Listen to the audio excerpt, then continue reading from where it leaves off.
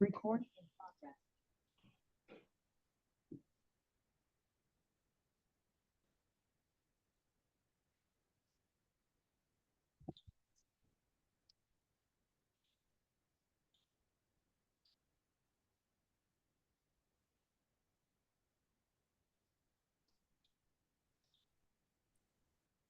Okay, we are going to start right now. So hello, everyone. Thank you so much for joining this info session. We are here to discuss the RFP that was launched on May 31st, Community Supports for Persons with Disabilities. Okay. So my name is Nafiso Igal, she, her pronouns, and I am the RFP lead on this RFP, and I work on the Resilient Communities team.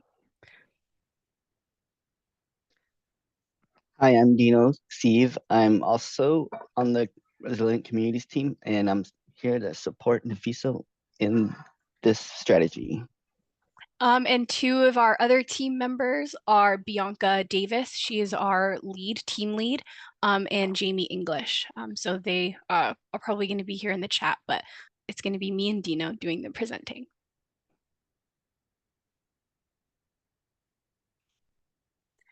So for the agenda, first we are going to discuss what the Veterans, Seniors, and Human Services Levy is. And we're going to have an overview of the strategy, the Community Supports for Persons with Disabilities strategy. We're going to also have an overview of the RFP, and there's going to be some information about grant assistance, Zoom grants, and we will have a Q&A at the end. So please write all your questions into the chat. We will be answering the questions at the end. So what is the VSHSL levy? It is a 6-year property tax levy that is voter approved. This is our 4th approved levy since 2005. The levy funds 4 different areas. It funds veterans, service members and their family members, older adults and their caregivers, other resilient communities, and the Regional Impact Initiative that affects all 3. As you can see, there's 5 different result areas. So housing stability, financial stability, healthy living, social engagement, and service systems access and improvement. The one that we are working on today is the social engagement strategy.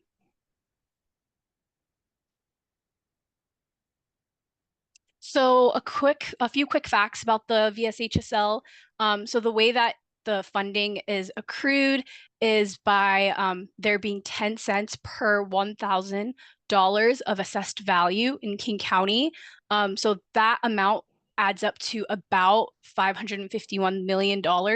And this funding is to be used over 6 years to fund the areas that we discussed, the resilient communities, veterans, and seniors, and 10% going to all 3 regional impact initiative.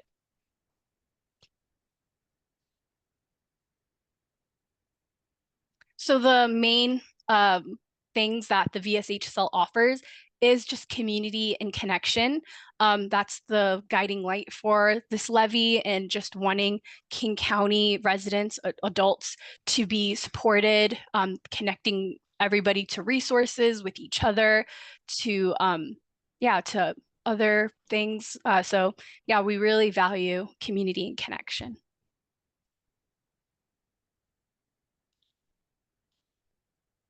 And also equity and social justice, ESJ, is at the center of everything that we do. It is our overarching goal.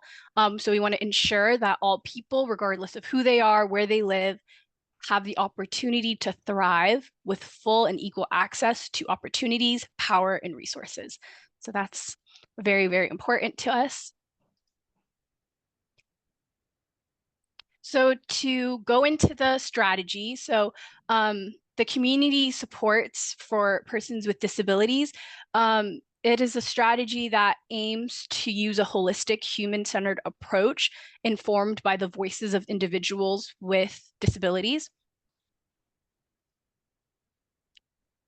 It intends to use system navigation in community building to promote and protect the rights of persons with visible and invisible or invisible disabilities, reflecting the full diversity of King County.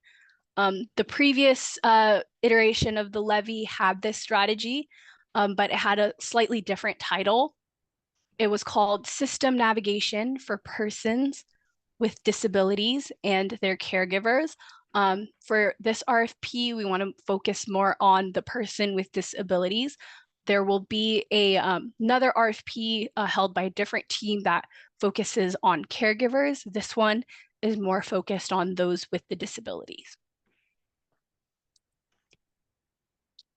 So as an overview of the strategy itself, like I mentioned previously, it is just to provide system navigation and community building support for those with disabilities. The different types of work that can be funded through this RFP is community support for persons with disabilities. That could look like peer support, events, things that bring people with disabilities together. Also, there's peer support and peer-led services. So, services informed by those with disabilities and kind of like having them guide what supports that they would want. And training and support for social services and system-based providers. So just to make services more like relevant to those that have disabilities and making it more accessible. Innovative cultural services.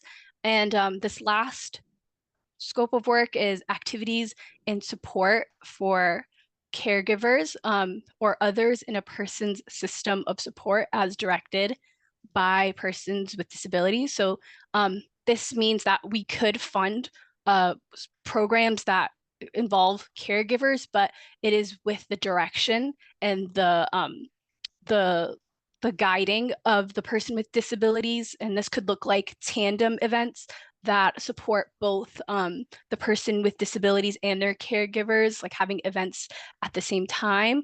And yeah, that there can just be different ways to incorporate caregivers, but the focus is still on the person with disabilities.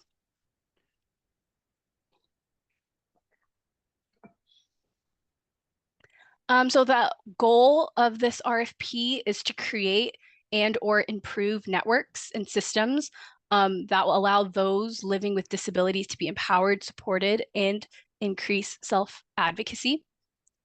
We see this RFP's outcome to be those that have programs already in place that like work on disabilities, just improving it, adding things that they didn't have before or improving what they didn't have. So just this could look like a variety of different things. So we're open.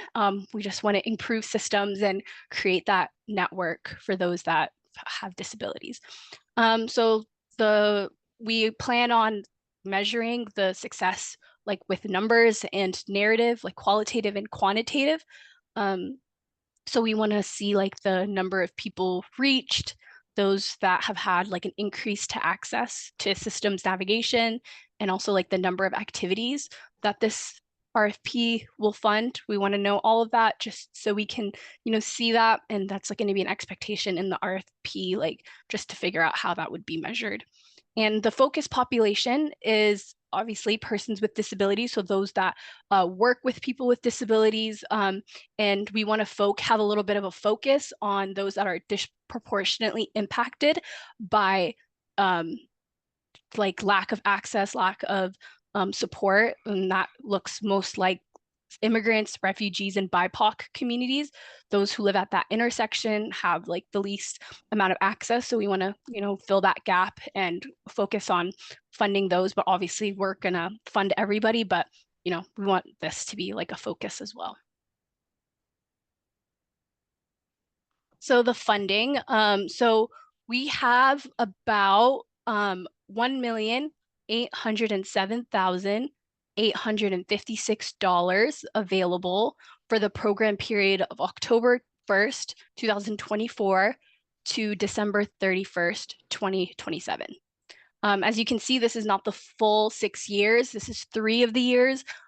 So we have like a 3-year amount that is allocated for this funding, and applicants may request up to $100,000 for each year of the program period. So in the RFP application, there's a budget, and each year, yeah, so like there's a budget for the RFP, and we just want to make sure that each year has a maximum of $100,000. This way we'll be able to fund more people. This $1 million amount, we want it to go as far as it can. So we want to have people request up to $100,000. So the eligibility for this RFP is applicants must have 1 year of experience serving persons with disabilities and or their caregivers in King County.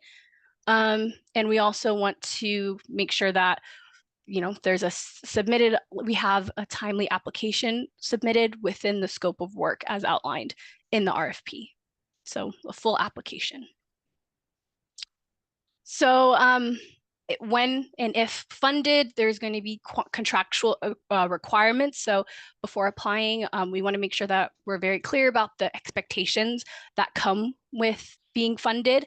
There's going to be an evaluation piece to it. So we want to make sure that organizations have the capacity or have a plan to be able to have reporting and data collecting capacity. That's going to be very important to our funding to make sure that people are able to do that. And billing, so it's going to be monthly. I know previously quarterly was something that people liked to do, but we're going towards a monthly billing, so that's going to be an expectation. And another expectation will be having quarterly general ledger submissions, and that's going to be something that every funded partner will have to comply with, just submitting quarterly general ledgers. For the timeline, so obviously it was already released on May 31st, and we have a close of July 12th, 2024. So I think that's another 4 weeks at 2 p.m. The final date to submit questions related to the RFP is July 5th, 2024. And then the final day for small agencies to initiate a request for technical assistance is July 1st. After the submission of the RFPs, we will be reviewing and rating the proposals by a panel of community members, King County staff, and others that are asked to be on the panel. And we will make our award decisions hopefully by August. And between August and October is when we'll be doing contracting with a start date of hopefully October for the contract. Yeah, like I said, July 12th at 2 p.m. is the due date for the RFP. Submissions will include a full complete submission will include responses to the narrative questions, summary questions, and filling out the budget. So I'm not going to read all of this because it's in the RFP, but I wanted to highlight the rating criteria and just show that the bulk of the points are going towards the program model, 40% of it, and another 20% is going towards like the organization's mission and vision, just making sure that we align with the work that you are doing and it aligns with the levy. So we want to make sure that the proposal is very clear. It considers accessibility needs and considers community engagement and community building strategies. So yeah, just showing the points breakdown I felt like would be important to discuss. And 20% of it will also go towards ESJ, equity and social justice.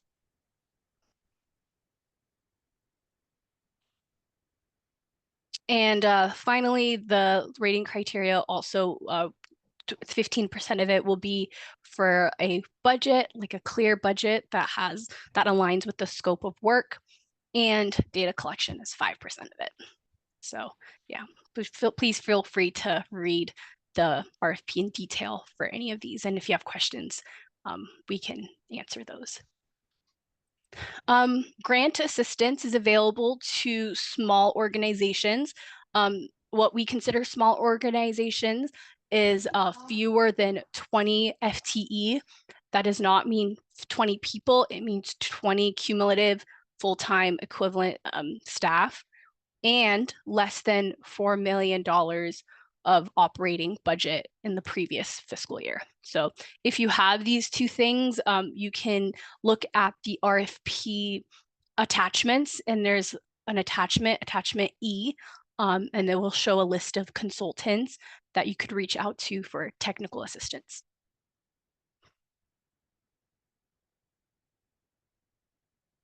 And the application is on Zoom Grants. Please check regularly for updates. After this info session, we are going to upload the recording and the PowerPoint. And we're also going to put in a document of frequently asked questions that everybody in this chat is asking, and a few of the emails I've received, so that everyone has this access to the same questions and answers.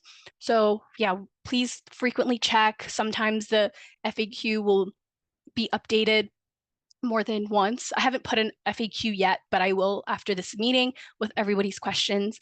So yeah, please look at the Zoom Grants link.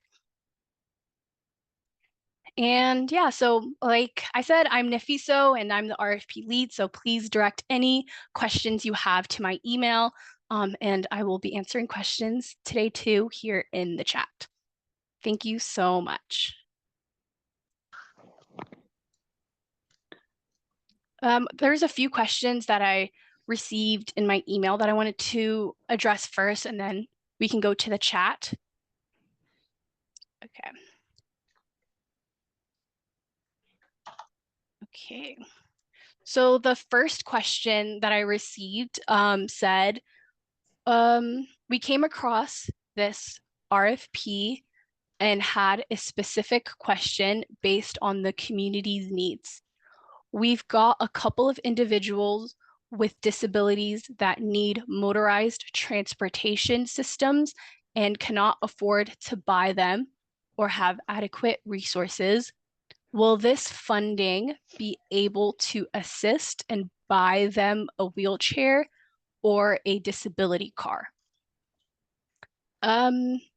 So I'm not able to answer whether or not like this funding will, like what exactly it will pay for. It does depend on the panel, and it does depend on their scope of work, them reviewing the scope of work.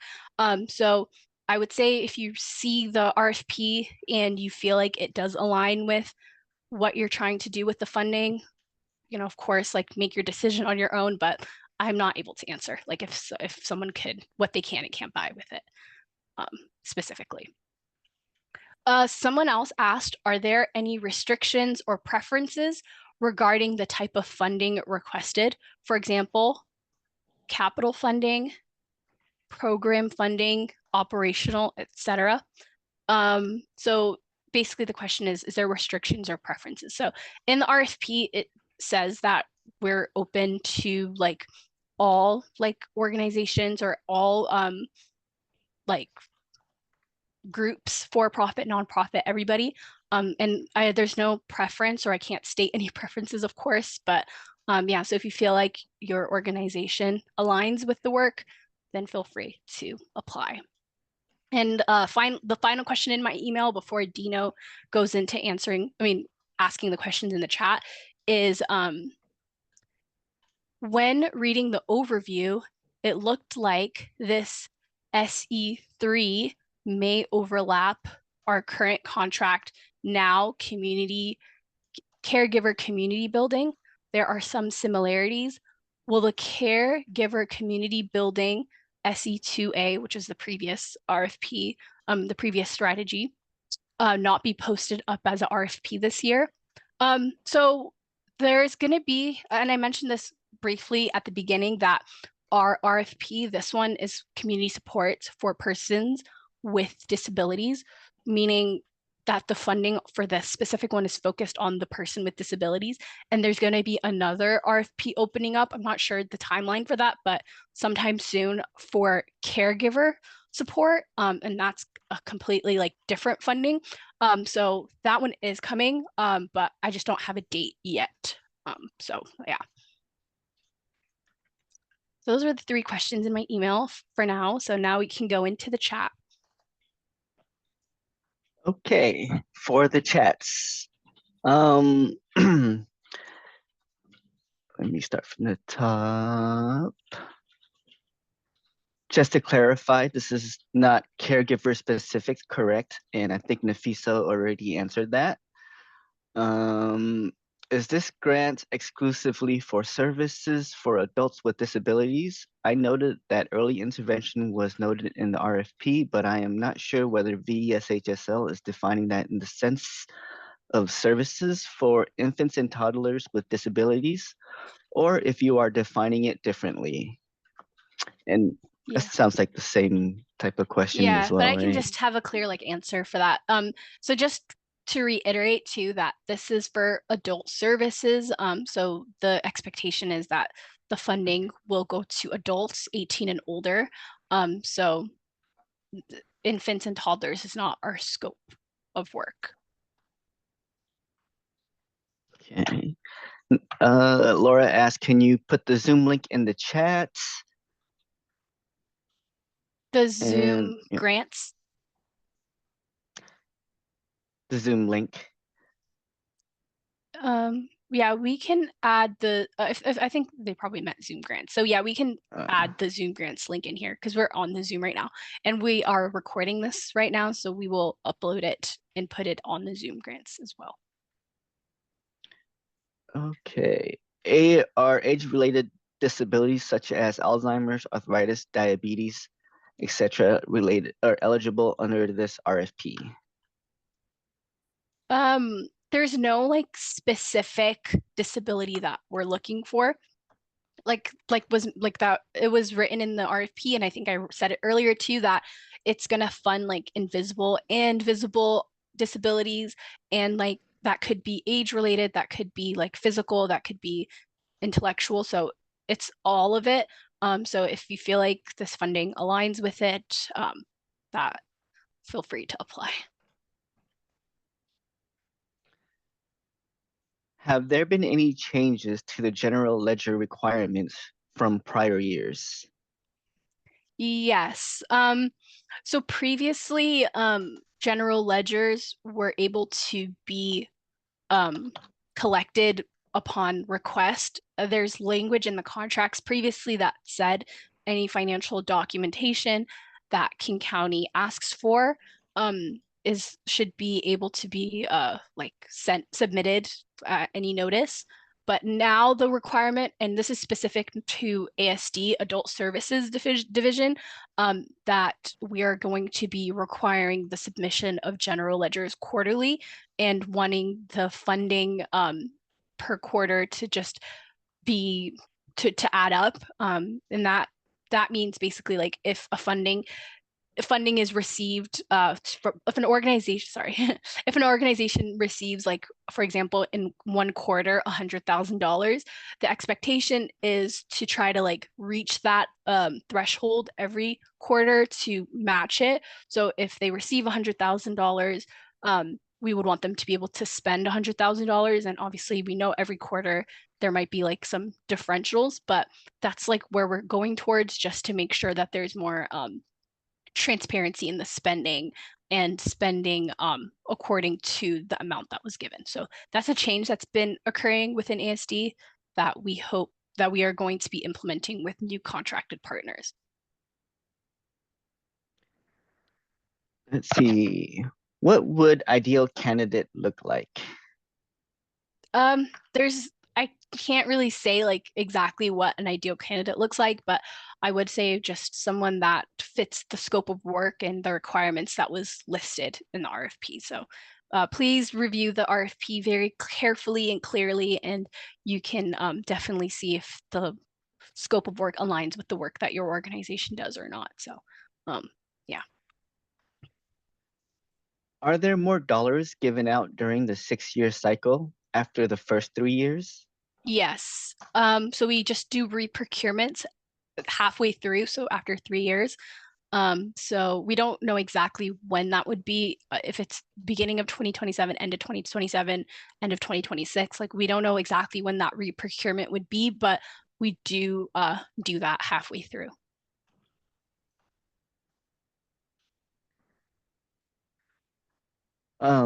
As for disability definition, it is defined under any condition of body or mind impairment that makes it more difficult for the person with the condition to do certain activities or limitations.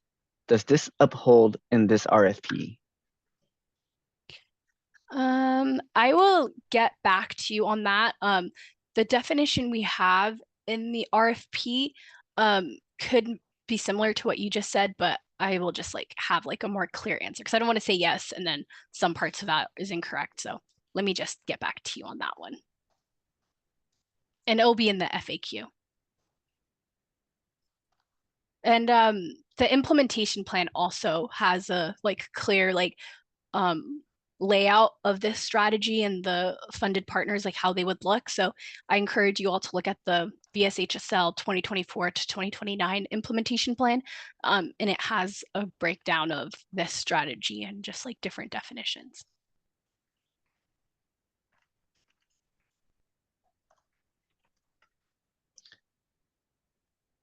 Okay, can you expand on the term system navigation and community building? What does this include, i.e., transportation for medical, shopping, social, etc.? Yeah, I feel like I would probably do a better job of like laying out the definition of both of those terms in the FAQ because on the spot right now, I don't want to like leave anything out. So I will write a detailed response to both of those things, what we define as system navigation and what we define as community building, just to make sure that it's very clear that you can be able to reference it whenever. And that is the last, oh, nope, there's more. Let's see. Are there limitations to asking for capital funding? Um, can you like expand on that question more? Like, what do you mean limitations to capital funding? Hi. Seek, oh, yep. Hi, I was the one that posed the question. So I am asking if there are any, because I know that sometimes between operations and also capital funding, there are limitations just based off of the use of the funding. So my question directly relates to um, if there are any limitations to the way that the funds can be used, or even the limit in which we can request for if our request is a capital ask.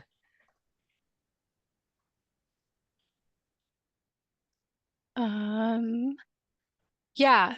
So I kind of wanted to also like make it pretty clear too that a lot of like the questions about like if this will be funded or that will be funded, it's more related to like the panel and what they would decide that could be funded. So when looking at your budget and looking at your overall proposal, if it seems to make sense to the panel or those that are reading your application, obviously like they can make the decision to move it forward or not. So specifically like the allocation of capital funding, I don't really have like exact answer for that, but other than the people that are reading the application can make that decision. I'm sorry if that wasn't clear.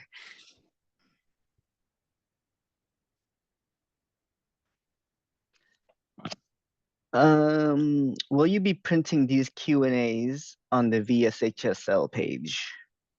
It will be going on the Zoom grants page. So the place where the application is posted, there will be a link to the FAQ, the frequently asked questions, and that will be like a changing document. So it'll be updated frequently with the new questions that we're receiving. So yeah, just refer there if you have any questions and see if it's been answered already or not. And if it hasn't, yeah, feel free to email me. But it won't be printed anywhere else other than the Zoom grants page. Does behavior mental health fall under invisible disabilities? Does behavioral mental health fall under disability? I'm not really able to answer that right now, but I can do more. I can ask our leadership and see if that is something that aligns, but just wanting to make sure that it's very clear that the scope of work is more for like supporting those with system navigation, like accessing resources, as well as like community building and community support.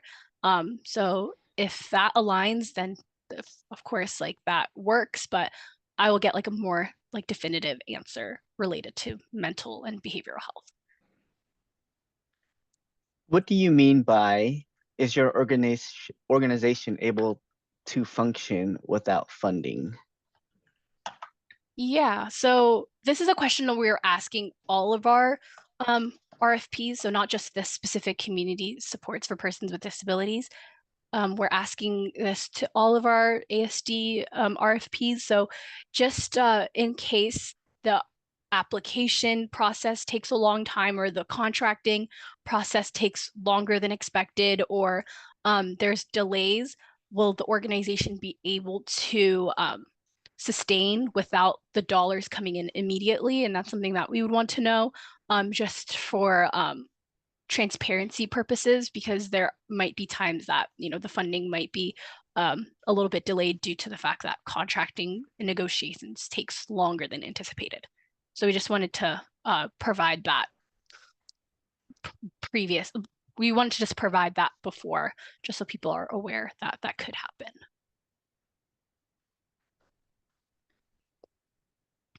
Are you limiting the amount of recipients to receive this grant? We do not have an exact number, of course, and it depends on the different budgets people submit and the different people that are approved by the panel and are that are approved by like the leadership team and the decision team. So it could be like several, it could be less, but yeah, we wanted to make sure that it's there's no exact number that we have.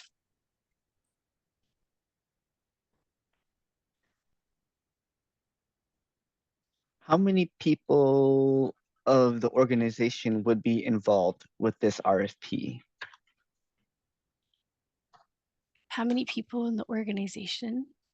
Whoever asked that question, can you please go more into detail? I'm not understanding. That would be R. Wilson.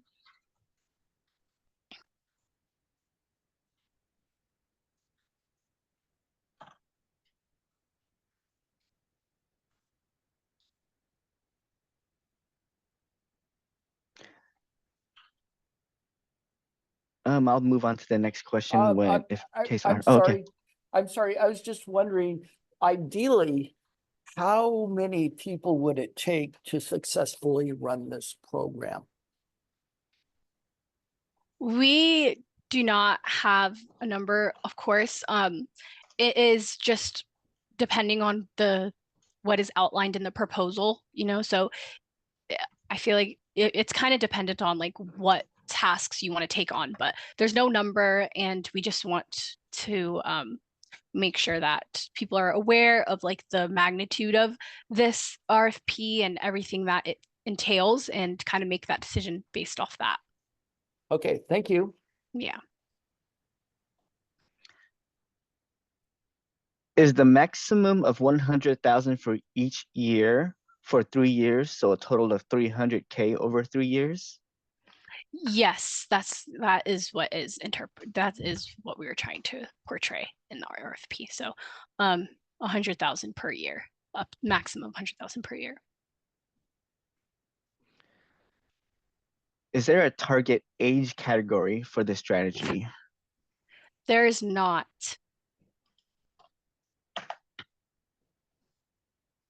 Can I follow up with that question? Please do. Because it did say like veterans and seniors, you know, in kind of the wording, and I just didn't know if we targeted kids with autism, if that would be considered within the scope of the project work. Yeah, no. This funding is ran through the Adult Services Division and under the umbrella of Department of Community and Human Services. So we are focused on adults in this funding. There's different divisions that do youth and young adults. I think there's one called CYYA, so there's children, youth, and young adults, and they may have RFPs, but ours is focused strictly on adults. So just wanted to make that very clear. So if it's on adults, can it be like, for example, I know we work with kids a lot, but what we also see is that their parents, the adults, are dealing with issues in taking care of a child with autism, or we also have adult aged people with autism. So would that be considered part within that scope of dealing with adults? Yeah, no, not the children's part. And you said that there's parents that deal with children. So that's more of like caregiver role for the parent. So that is not something that this specific RFP handles. But the adult with autism, that could be, but like I said, we're focused specifically on adults and anything that relates to invisible or visible disabilities related to adults in King County. Thank you. Yeah. Can we create new positions with this grant funding?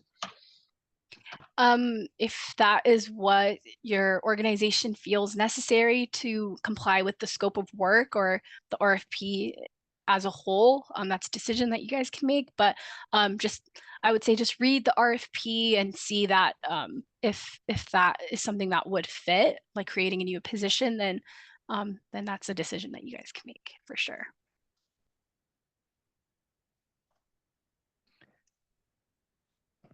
What is meant by early intervention in this RFP? This investment looks at holistic approaches informed by voices of people with disabilities. Investments include, but are not limited to, early intervention, employment services, housing, civic engagement, internship, education, and training. Services may also support caregivers. So what does early intervention mean in this excerpt I just read? Yeah. So the definitions of specific words, like it could be found in the implementation plan, but in terms of like this funding early intervention, I feel like I could provide like a very good, clear answer after this meeting under the FAQ, because I just don't want to say the incorrect thing, but yeah, we can definitely address that in the FAQ.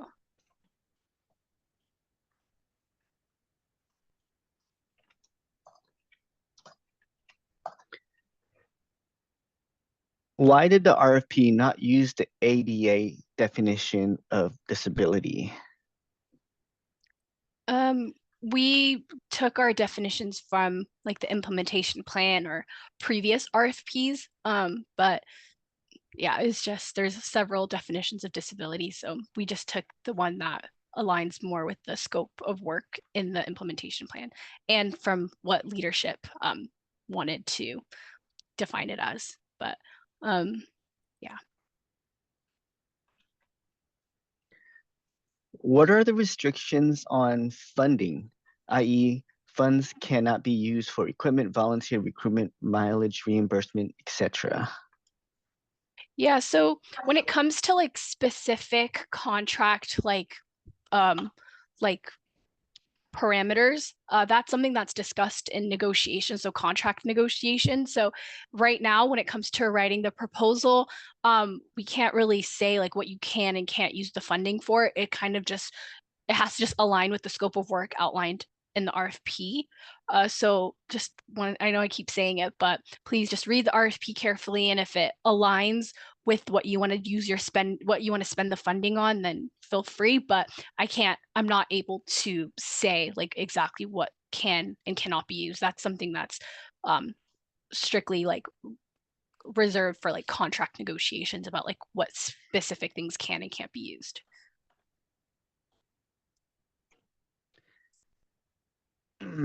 How many people would it take to perform manual? Is this a complete question? Can Wilson, Wilson, would you like to expand on that? R. Wilson already asked that question. I think it was just the follow-up. Yeah, gotcha. I already asked that. Yeah, I was just wondering like how many people ideally would it take to fulfill this contract? Gotcha. And lastly, wait 1 second. The interpreter got lost in Sandra. I just there's a chat that said please pin the interpreter. The interpreter is pinned. This is the other interpreter. It's taken care of. Yeah. It's good. Okay. Yeah. Okay, good. Last question is, can you give the GAA providers a moment to introduce ourselves if there's time? Oh, yeah. Nafisa, is that okay? Yeah, you can go ahead and introduce yourself in the chat, and you can leave your email in the chat as well, and people can reach out to you that way.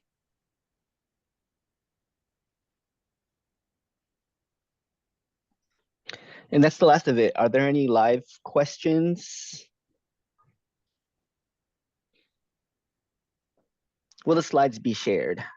Yes. So the slides will be shared.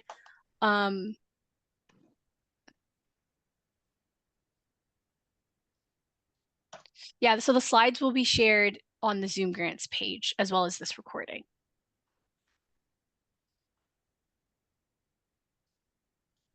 And that's it for questions or so far. Yeah, so I think maybe after we're done with all the questions, maybe the grant assistance folks could go on the camera, but I just wanted to make sure there was time for all the questions to be answered before that. So I see here that Christina Brown said that the VSHSL implementation plan references early intervention as services for young children. So this excerpt that you put in, it kind of is not related specifically to the SE3 community supports for persons with disabilities. So I would have to find like a definition that aligns with this scope of work more and put that into the FAQ. And also this document that you sent is from 2018, so that one's outdated too. So there's just changes that have happened in the last few years as well. Thank you so much. And so sorry to be annoying about it. I just wanted to make absolutely sure. And that was the only implementation plan that I could find available. And so I would just say if King County is using a very unusual definition of early intervention to define it within the RFP, or if the RFP is actually wrong, which it sounds like it might be, I would just suggest taking that particular language out, because I'm sure there are other early support or early intervention providers who will look at that and say, oh, this applies to us. So yeah. Yeah, early intervention doesn't always mean like youth. So it could mean like addressing needs for like community like organizations before like the gaps arise. So kind of just like intervening before like there's issues that happen, like transportation or access to resources. So it could be different definitions. So I just wanted to not answer that question until we have like a clear definition that's approved by like leadership and approved by, you know, what our levy is trying to portray, you know, but it doesn't always mean like youth. And Nafisa, let me say this too, and this is Bianca Davis. I'm the Resilient Communities team lead, and I think Nafisa mentioned it before, but a lot of the definitions that we're mentioning in the RFP comes from the implementation plan. So I highly encourage everyone to look at the implementation plan and also the citations within the implementation plan, because that is where a lot of the definitions come from.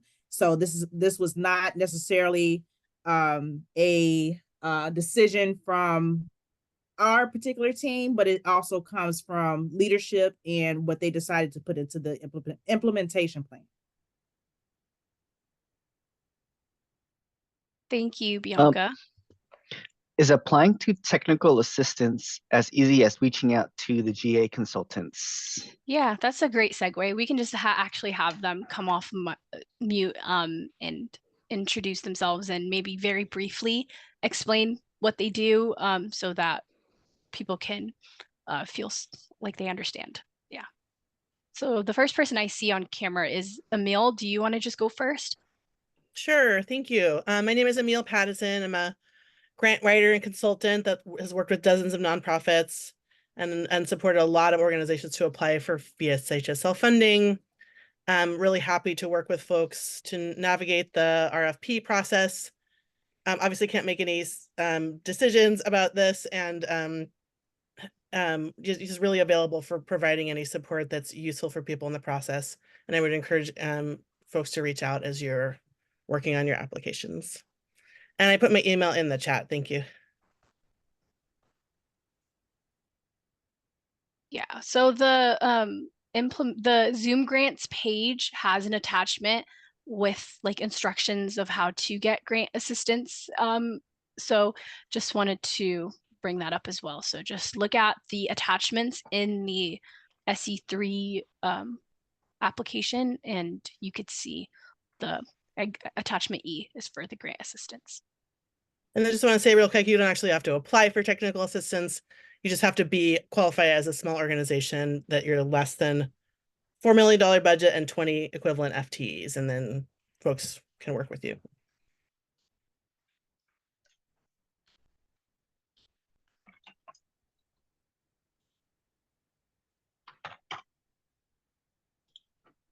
Is there any other question?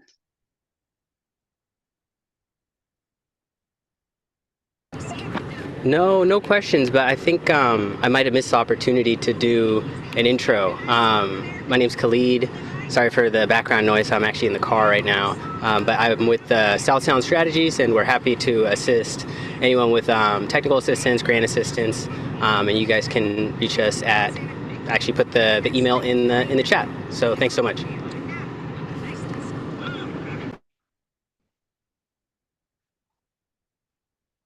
Hello, my name is Sujin. I'm with Novum Lux Consulting, and with you have a great roster of people to choose from. There's a attachment in the Zoom grants that has all of our bios, but no matter who you reach out to, you're going to get great support, and I'm happy to support as well. And I am Betsy Archambault, and I work with RHL Consulting. And like everyone said, we are all here and happy to support you in all of the different ways that you might need to be supported. It can be from just having a second pair of eyes on the document, because sometimes that's really helpful, to different types of editing and restructuring. I think the most important thing that all of us offer is that this is your grant and your voice, your vision. And we are just here to support you in the ways that you want to be supported. So good luck. It'll be fun. Hi, good afternoon. This is Swime Cribe, and I am another grant assistance provider through VSHS. And like the other GAA providers, we also provide technical assistance to you as you prepare to respond to this RFP. And as what Betsy mentioned, we do help with reviews and help with brainstorming on how to answer questions and just any other questions you may come up with, or if you have questions related to Zoom grants. And we do have one of my colleagues is also able to help organizations that would like to communicate using Amharic or Tigrinya. So thank you much and look forward to working with you and supporting you in your application.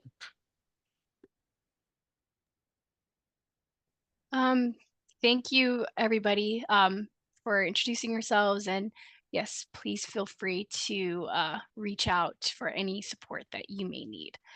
So back to the RFP, I just wanted to give another opportunity for people to ask questions that came up. And like I said, we're going to follow up this info session with an uploaded recording, the PowerPoint, and the FAQ that addresses all the questions that we have been asked.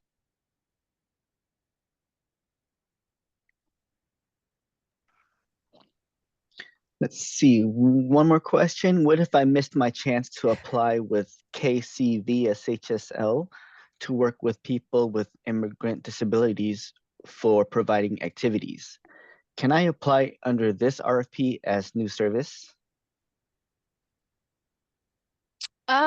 So I can't say if you can or cannot apply, but if you are doing work that is in line with the scope of work in the RFP, please feel free to make the decision if you want to apply or not. But if you feel like it works with the scope of work that was listed and that was explained in the PowerPoint, then you are definitely able to make that decision.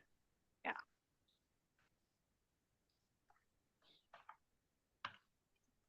Any other questions?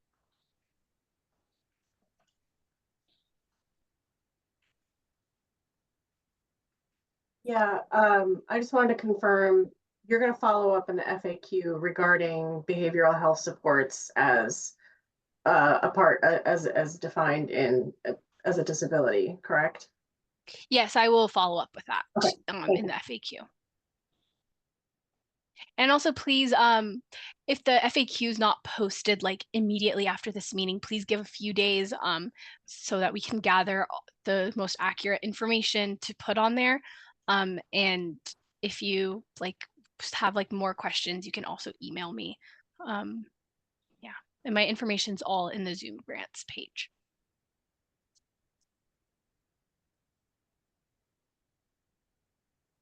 Anybody else have any questions?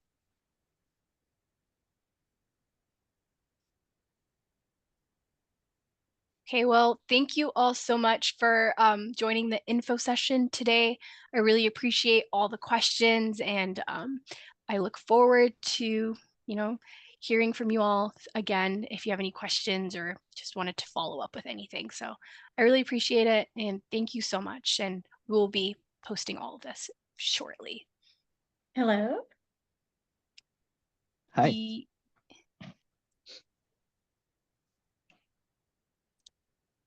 Okay, well, thank you, everybody.